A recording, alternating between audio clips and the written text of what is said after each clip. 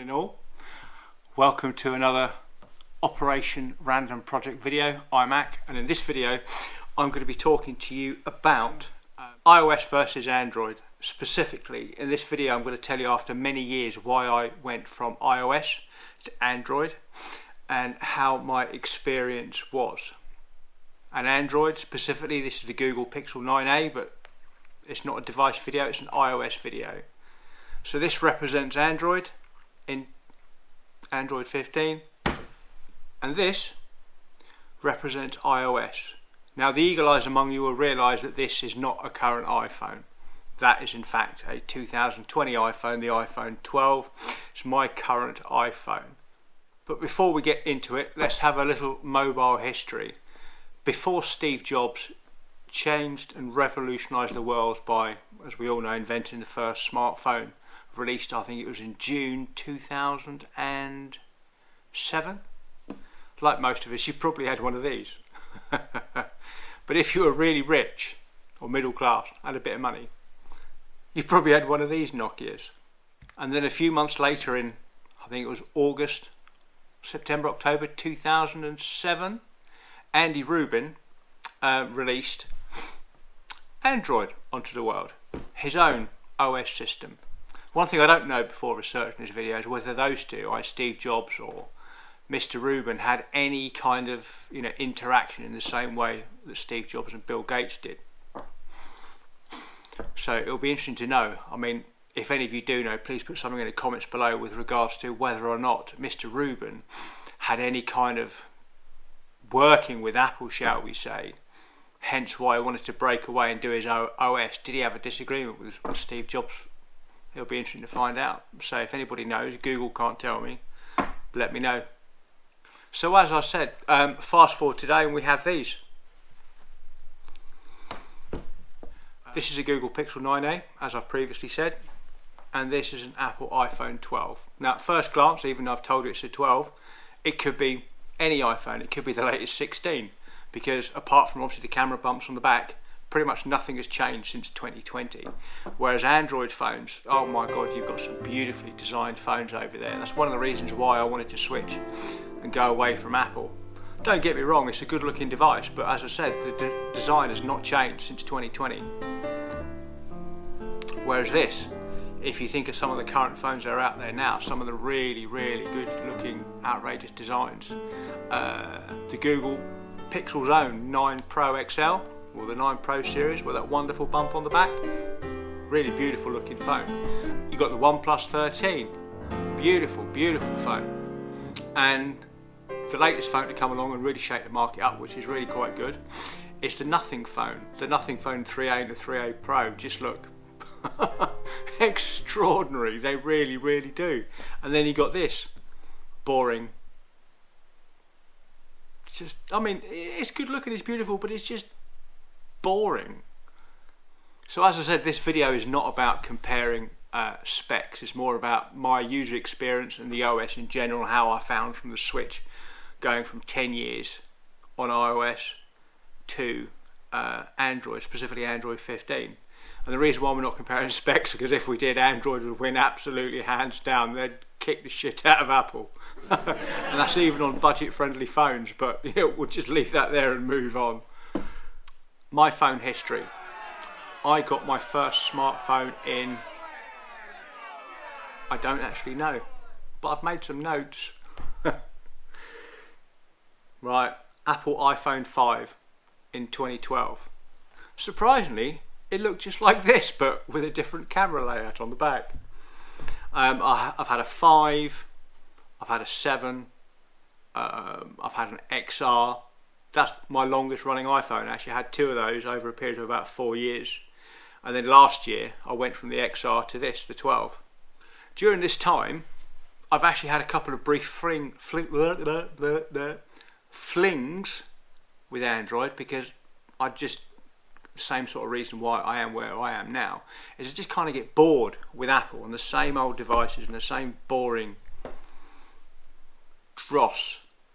Design wise, we're not talking about the OS, design wise, and I thought I just want to move, I want something a little bit different. So back in 2000 and I don't know, I got myself an almost new LG G2, which is, as you well know, it's a long time ago now, but that was hot shit when that came out. It was a beautiful phone, and it was absolutely mahoosive compared to the screen. I think, what did I have at the time? Was it a 5 or a 5S? But anyway, the LG G2 was just absolutely stunning. I absolutely loved that phone. And I remember vividly the tap to wake the screen thing, which was, again, brand spanking new at the time. It was like, whoa, I spent far too long at work just like tapping the screen. So after the LG G2, I went back to Apple for a bit, and then I went to the Motorola X in 2000, and again, I don't know, was it 14, 15, something like that. And again, I absolutely love it. Again, it's totally different to the Apple experience. I used to love the fact that every time I used to turn it on or wake it up, it used to go, "Hello, Moto." That was actually really rather cool back then. What happens now when you turn on an iPhone? I don't actually know, to be honest, other than the screen wakes up, because like it doesn't have an always on display. Well, some of them do, but we'll get to that in a little bit. And it was just it was a joyous thing because it was brand new, a mobile phone that says hello. Oh, it's fantastic. But again, I don't know what happened. I don't know why I went back, but I went back, and I went back, I think, to the iPhone.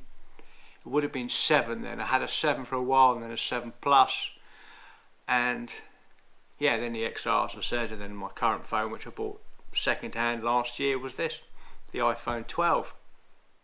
Well, I know why I moved this time. I'm not 100% as to why I moved the last couple of times, but this time, as I said, it's just the same old boring design. Don't get me wrong, the GUI is absolutely beautiful, but there was just something kind of like, yeah, staid, boring, which I should be used to because I'm a middle-aged man. I am staid and boring. So after 10 years with Steve Jobs, I decided to say hello again to Steve Rubin, and this is how I got on.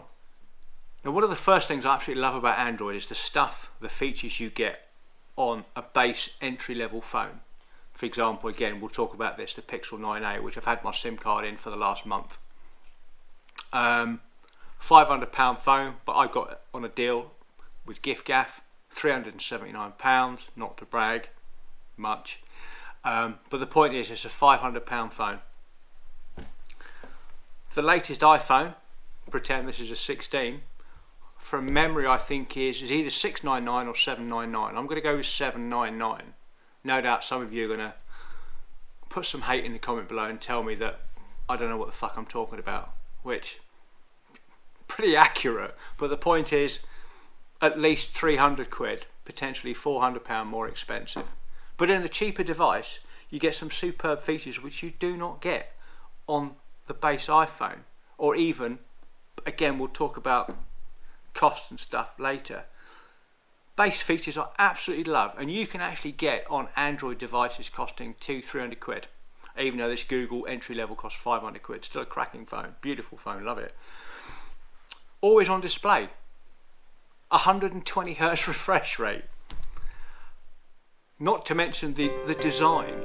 I mean, yeah, you might argue it's a little bit iPhone-y, but it's a beautiful colour, it's lovely, it's subtle, it's understated. Yeah, I really do like the design of this phone. I really do. I think I might be in love with this phone and how it looks. Yeah, so there's the design of the other phones I've mentioned previously, which is some really cracking phones out there. OnePlus, nothing. I mean, even some of the showy phones and some of the ones with the stupid round camera bumps on the back, and just some of the design features, just some of the designs generally just look utterly stunning, whereas all the Apples, quite frankly, they look, what they are, they all look the same. They're just bigger. Some are smaller and bigger than others. Oh yeah, and the new 16E's got one of these camera bumps, and the 16 Pro's got 3, but we're not talking about photography in this video. I mean, come on Apple, really? To get these features, either always on display, oh, not to mention an absolutely stellar battery life. I'm a light user. On my heaviest day when I first set this up, I was on it literally all day trying to sort shit out, migrate stuff over, because if you know you come from iOS to Android and you've not done it before, if you're technically competent, unlike me, you could get it done relatively quickly, but I couldn't. I had lots and lots of issues. I had to go back into all my apps, signing again for the first time. I had all the passwords, but it's just the whole going back and starting everything again. It was just an utter ball ache. But the point is, I was on the screen on time for this phone on the first day. Oh, I'd hate to think. I was up that morning at about 5 o'clock in the morning. On it most of the day, faffing around, lots of screen on time. Went to bed at 11, and I think the battery life was still, yeah, I remember 56%. 56% battery still. Whereas I do the same thing on this. Admittedly, this is not indicative of the latest iPhones, but on the 12, for example, I do the same thing on the 12. I'll be lucky to get to lunchtime without having to charge the battery. I mean, don't get me wrong, it's not an absolutely shit battery life. I can get through the day with it, but heavy use, and I would need to charge it before. I know I'm probably going to get some hate. The 16 series apparently have massively improved the battery life. What can I say? The battery life on the Pixel 9a, staggering. If you're a light user like me, 2-3 days. On average, I charge this every 2.5 to 3 days. Fantastic. So those are the features on Android I absolutely love. However, this is where it starts going a bit south, which is a little bit upsetting. There's a handful of issues that I don't understand why there are issues, why these are in fact issues. I just don't get it. Are they deal breakers? No, but they're bloody annoying. They really are. So the first issue that I've got is overall the GUI, in my opinion, on iOS, it's more polished. It looks slicker, and in my opinion it's considerably more beautiful. I understand the GUIs are not going to be exactly the same, but I just prefer Apple. It just appears cleaner. And then there's the apps in the App Store. There's a lot of apps that I couldn't migrate over because Play Store just doesn't do them. They're just not available on Android, which is a little upsetting, but again, it's not a deal breaker. The App Store itself, again, like the UI, the general GUI, not as clean, as polished, and as impressive. But again, that's subjective, that's just my opinion. A lot of the apps don't function in exactly the same way cross-platform, and this is the thing that I really do not understand. Why? Give you an example. WhatsApp. In iOS, you want to forward a message, press and hold on the message, and you get like a pop-up drop-down window, which is right there by your thumb in the message that you want to faff around with. However, in Android, you do the same thing. Yeah, you get the same pop-up. The pop-ups don't actually look the same, and they're in a completely different position. They're actually above the message you want to do, which, why? It's WhatsApp on iOS and it's WhatsApp on Android, or any app, for example. Why do they not operate in identically the same way? Personally, I just think it's a deliberate tact, so you know that you are on a particular system because they operate slightly differently. But from someone who's going, say, from Android to iOS or iOS to Android, I just don't get it. And the worst one for me is, ironically, another meter app, Facebook. I don't understand why this is. On Facebook on iOS, you've got, I don't know what you call it, the status bar, where you've got your home button, the marketplace button, and the notifications button. That kind of bar, as it were, whatever you want to call it, is at the bottom. So you're on your phone, that's where your thumb is, at the bottom. But no, in Android, you open up Facebook on Android, and where's that notification bar? At the bloody top of the screen, at the opposite end to where your thumbs are. Why? Again, as I said, it's probably down to the fact that they want to be seen to be different for obvious reasons. But from a user perspective, what Why are you going to have something that arguably you're going to be? It's a bit like, for example, if I want to use the keyboard and they decided next year they want to put the keyboard at the top of the screen. Why? It doesn't make any sense at all. There are still sync issues between Google and iOS. No, actually no, that's not quite true. There are no sync issues because everything syncs absolutely beautifully now, unlike when I did this many years ago. Specifically between iCal and Google Calendar. I'm not massively into the Apple ecosystem. I've just got a MacBook. But Mrs. Ack, she has got a iPad, she's got an iPhone, and she's very heavily into the shared diary, which is fine. So we've all got access in the family to the shared diary. We all know what's going on, but I still get in trouble because apparently I've not put stuff in there, which is not entirely true. I have put stuff in there, she's just not bothered to look. But hey, that's not why you're here. I have to put all the stuff that I do, specifically I work shifts, I've got to put my shifts in the master calendar, which is on my Mac. Fine. That migrates, syncs effortlessly and beautifully with Google Calendar. So on my Pixel, I've got Google Calendar in there, which is fine. Then there's visibility of it for everyone else. Everyone else's iPads and phones, blah, blah, blah, blah, blah. However, what I'm not able to do on something that's synced to Google Calendar is edit any of the calendar entries. So for example, there's an entry for a shift I'm doing next Thursday, for example, and I've had a shift change or I booked a day off or something. I can't edit it in Google Calendar. I've got to go to the native iOS calendar and edit it, and then it will update in Google.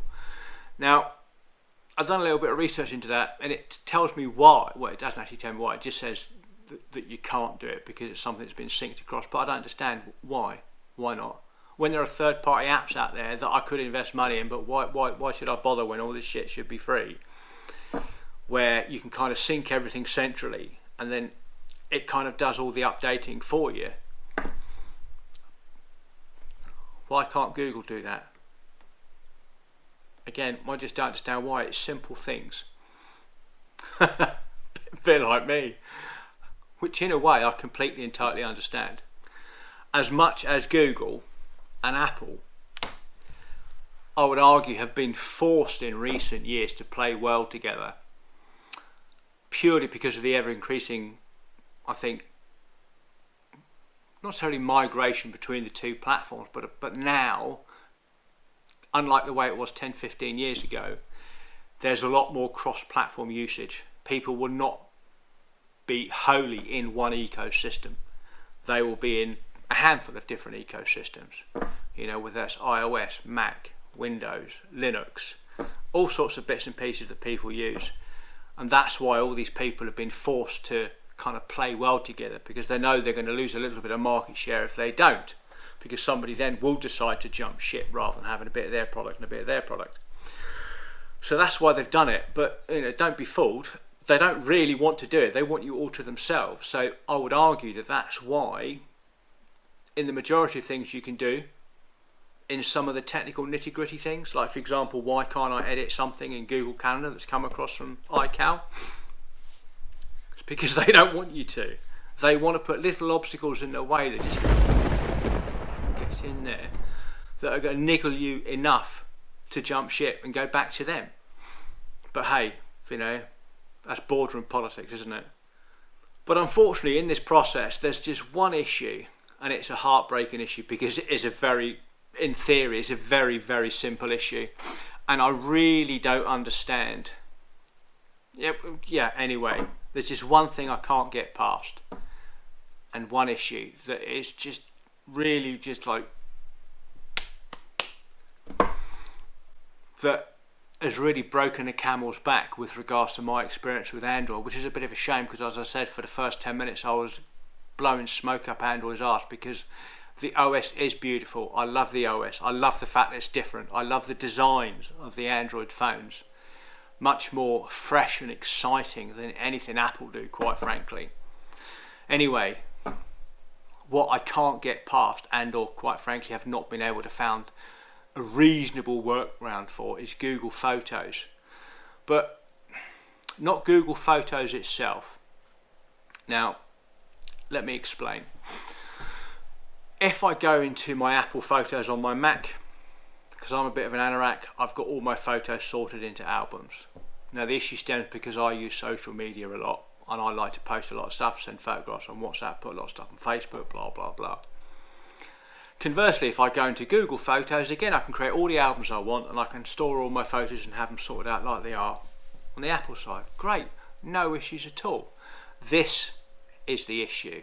If I want to post something on social media, if I want to send someone a photograph, whether it be directly or via WhatsApp or any other messaging app, on iOS, I just open up Photos and everything that I have is there. So I can quickly and easily find exactly what sort of photo, or even a specific photo I want to send, very quickly. But Google, why? I open up Google Photos when I want to send something, post something, and the only apps, the only kind of folders or galleries within the main Google Photos, I think, is the main gallery, stuff that I've got from WhatsApp, screenshots, and there's something else. No, I think maybe those are the three. In fact, no. Let me just find out right now, because this is just really annoying. Right, Facebook, Photos, Gallery, camera, WhatsApp, screenshots. None of my other galleries are there. But if I went into Google Photos now on my Mac, online, all my individual photo albums would be there. So why are they not here? So what that means is, the last time I wanted to post a particular picture on Facebook, I spent far too long scrolling, trying to find this one picture. In the end, I got, quite frankly, fecked off with it and didn't bother. Why? What? I just don't understand. Why? Again, for you it might not be a deal breaker. For me, it's a deal breaker purely because it's something so simple that has been overlooked. Deliberately? Who knows? How do content you Google Android content creators out there? Hello, my beautiful girl. This is where I turn into a little baby, because my little baby has just come along and said hello. That's Purdy. She's one of my 3 rescues. Hey, beautiful girl. Hello. Hello, my beautiful girl. Now, what I don't know is whether she genuinely loves me, or whether she just loves me because she knows that I'm going to be wanting to feed her, or she knows that I would normally be feeding her milk at this time of day. And if she creates enough, I will go and feed her some milk. Anyway, sidetracked.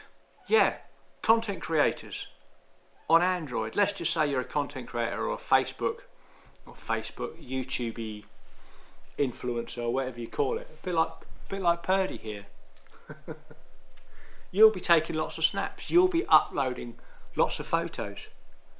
You know, commenting to people, attaching a photo, etc., etc. How do you do it? How do you work it around? I mean, I thought I could get all the images that I want. Hey, beautiful girl. Hello. Hey, daddy's beautiful girl. Hey, daddy's beautiful girl. Hello. You know, I could screenshot all the stuff that I wanted to take, but then again, I'd need to know before a post or sending something which ones I wanted to screenshot, to go in and screenshot them, to put them in a segregated album. Or I could go through all my Google Photos and screenshot all the ones I want to put into a separate folder. But then again, that's only one separate album or folder, whereas on iOS I've got multiple depending on the subject matter.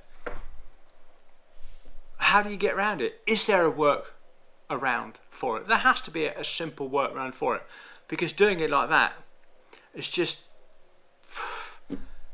quite frankly, ridiculous. Oh, and we won't talk about taking a screenshot as well.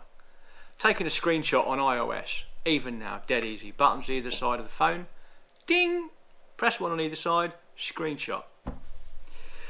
However, there's only buttons on one side of this phone.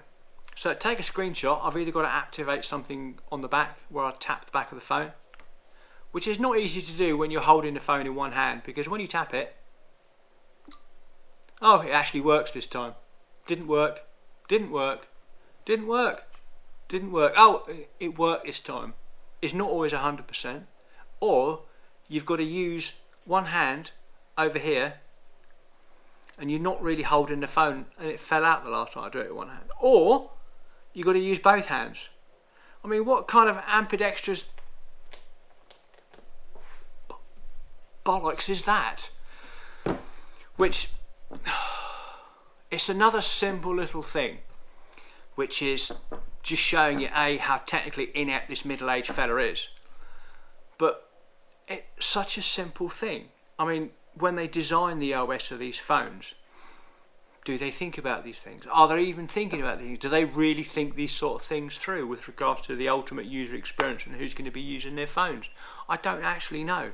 Is it just me? Am I just being a grumpy, inept, middle-aged freaking git?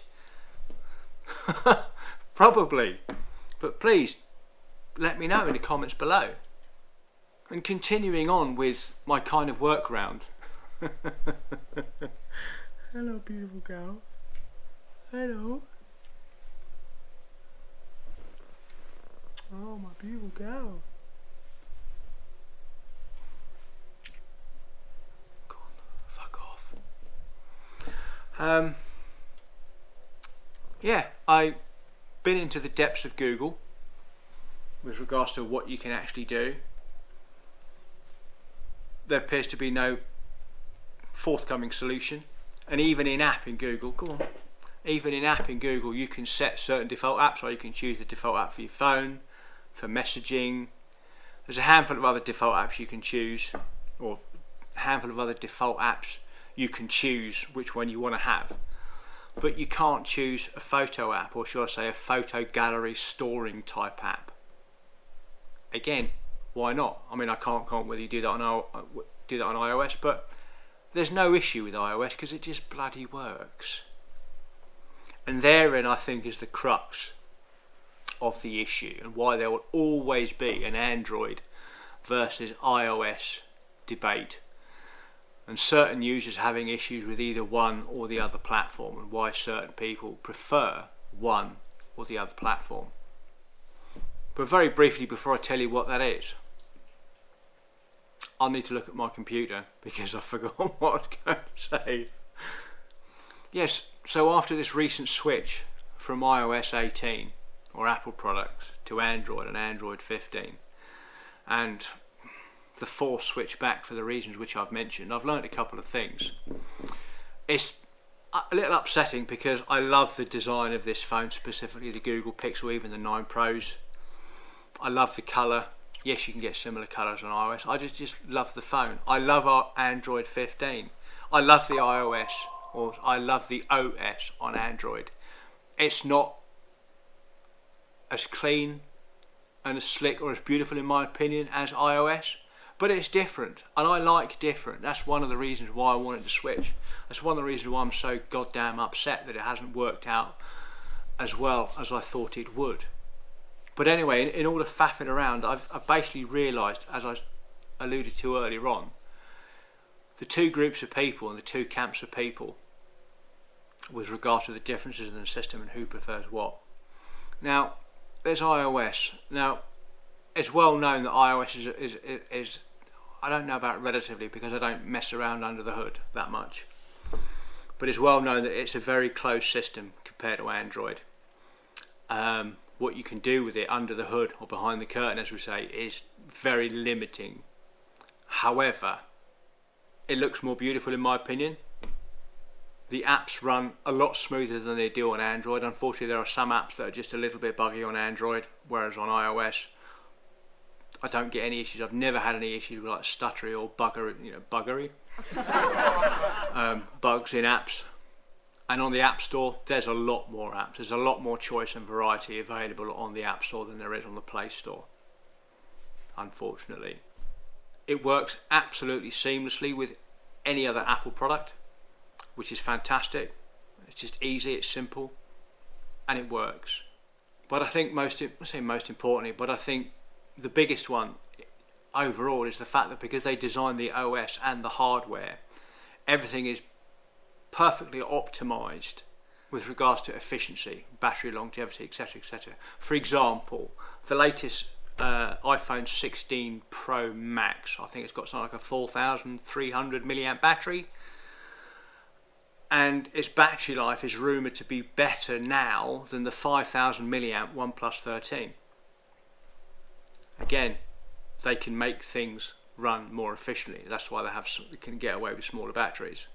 Can you imagine what the battery life would be on an Apple product if they can get 5,000, 5,500, 6,000 milliamp battery in an iPhone? Oh my God, you probably never have to charge it again. And then there's Android. Not as polished as iOS as I thought, but it still looks refreshingly different, and I really, really do like Android 15. I really do. The app choice is not as complete. You don't have as many apps available to you as you do on the App Store, again, which is a shame. As I said, the apps run differently between platforms. I don't understand why. The position of various items and toggles and drop downs, they're not all in exactly the same place, and some of them actually look slightly differently on certain screens. Home screens, etc., are not identical across platforms, which I kind of get. I understand why, but if you're using the same program or the same app, why are they not identical? However, you have a lot more control over what your device does with Android than you'll ever have with iOS. So much more control. I mean, I had a quick mess around when I was setting this up with the behind the hood stuff, or behind the curtain stuff. It got to the point where I was so overwhelmed with what you can do. I thought, whoa. And that goes back to the heart of the issue with regards to who's in what camp. But before I get to that, there's the technical side of things. Technical with regards to hardware, Android versus iOS. iOS. Pound for pound, and I don't mean weight, I mean in cost. Android devices are technically far, far superior than Apple devices. As I said at the very, very beginning, this £500 Google Pixel 9a has got features that you will not find unless you spend £1,000, twice the price, on an iPhone 16 Pro. Now I understand why Apple do that. They want to segregate their products. They want to be able to charge premium fees for their products. But if Google and everyone else can do it in phones from £350, £250 onwards, why have you got to spend another 750, 650, 500 quid to get the same thing from Apple? It's just another reason why they don't play well together, the whole ecosystems. There's certain nuances that I've discussed that they don't get on. They don't, as I said, I understand why, migrating populations, cross-platform users, but ultimately they don't want you to use someone else's stuff. It's as simple as that. If you want a particular feature that's only available on an iPhone or only available on an Android phone, they want you to pay a premium. They really, really do. They want you in their ecosystem, basically. They don't give a shit about the other party. And they, quite frankly, they would rather you weren't interested. They'd rather you in bed with one or the other. Quite simple. So in summary, in reality, there are only two different types of people in this world with regards to technology. And that's all technology, whether that's your computer at home, your computer at work, your interaction with your smartphone, and just how you generally interact and use technology. Now, the first group of people, myself included, are not massively technically inclined. They're not really interested in the technical behind the scenes, under the hood type stuff. They just want something that's simple, easy, beautiful to look at, and they're happy to forego a degree of control over what they can or can't actually get their device to do behind the curtain, so to speak. So they're happy to forego a degree of control of that, and these are the people mostly in the Apple ecosystem, because for all their faults and the fact they're hideously expensive, my God, they're expensive. Excuse me. it works. It's simple, it's clean, it's effortless. And for someone who's, as I said, technically inept, technically disinterested, they just want something to work, it works. And there's no argument about that, it just does. Then there's the flip side. Then there are those who are technically proficient and they do have an interest in what goes on underneath the hood. They want a degree of control over any mechanical object in their life, whether it be a PC or a mobile phone. They want it to do what they want it to do, and they want a degree of control over how it operates, and subsequently then arguably more concerned with how it works or how they can get it to work as opposed to how it looks. So the OS aesthetics to them and the GUI, although it can't be ugly, it's not as important to them as the functionality of the product, and they're quite happy to tinker under the hood.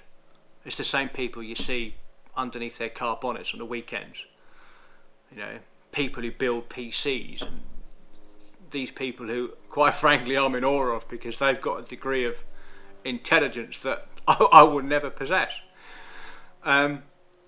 These are the people who buy Android phones. These are the people, for example, that buy Windows PCs over MacBooks.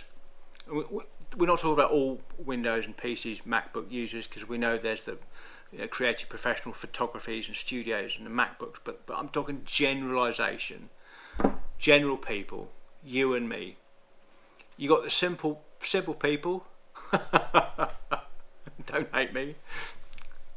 I don't mean simple people. I mean those who are just, as I said, not technically inclined, just want something simple that works. They don't want really any effort in doing so. These are the Apple people. And then you get those who have got a degree of technical proficiency, as I said. They want to mess around under the hood, they want complete control over their devices, and these are the Android people and the Windows people. Each to their own, as they say. Which is a shame, which I've alluded to before, because I've really enjoyed the Android experience overall, and I'm really not happy at having to spend at least twice the price to get features that I'm getting on the base Google that I'm not getting unless I get a Pro iPhone. Which, money aside, is really rather upsetting, because I actually wanted this new Android experience, either migration, to work. Maybe not forever, but for at least more than a month. Because ultimately this is a really, really great device for the money. It really is. And I do love, genuinely, I love Android 15. It's just a breath of fresh air. It really is. And just the way it looks overall. Completely different to iOS, as I've said. It's just different, and I quite like different. Or maybe I should just throw caution to the wind, find some kind of laborious Google Photos workaround, and buy myself a Google 9 Pro XL or a OnePlus 13. Who knows? What do you think? Please drop me a comment below if I've been of any help or use to you whatsoever, which is highly unlikely. Please consider subscribing, drop me a like, say something in the comments below. That would be very much appreciated. That would be great. And I think I've covered pretty much everything. Thank you very much indeed for watching. See you on the next one.